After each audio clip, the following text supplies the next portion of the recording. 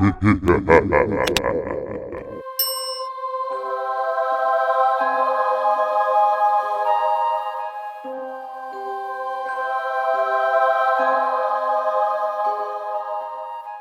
Middle Ages may be one of the most fascinating times in human history. Perhaps this is why many a romance, mystery, and epic novels have been written about such a time.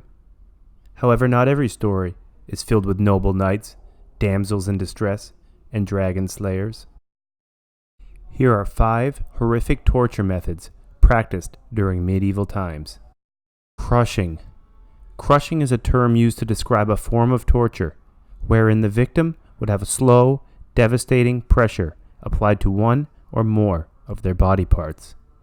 Here we see a head-crushing device. When enough pressure was applied, the victim's eyeballs would pop out of their sockets. This was common during the Spanish Inquisition.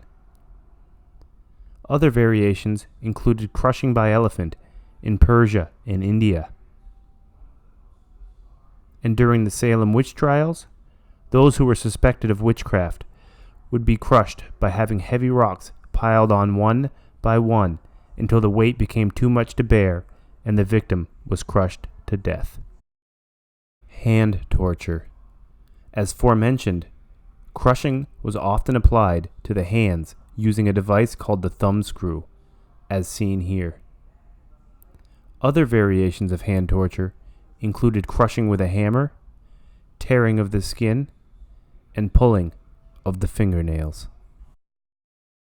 The interrogation seat, also known as the armchair of inquiry. This device was used to extract information from the victims. Notice the head and arm restraints. In order to increase the suffering, weights would be placed in the victim's lap, increasing the pain incrementally until the desired information could be extracted. Heretics Fork. This simple yet effective device gets its name from its sharp prongs that resemble a fork. The device was used to prop the victim's head in the upward position, denying them the ability to speak or fall asleep. The spikes were deviously designed at just the right length to inflict a maximum amount of pain without causing death.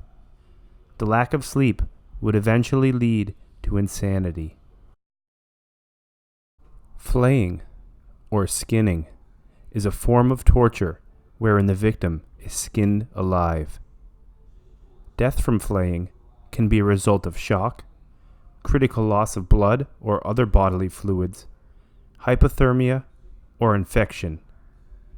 Hypothermia is possible as the skin is essential for maintaining a person's body temperature, as it provides a person's natural insulation.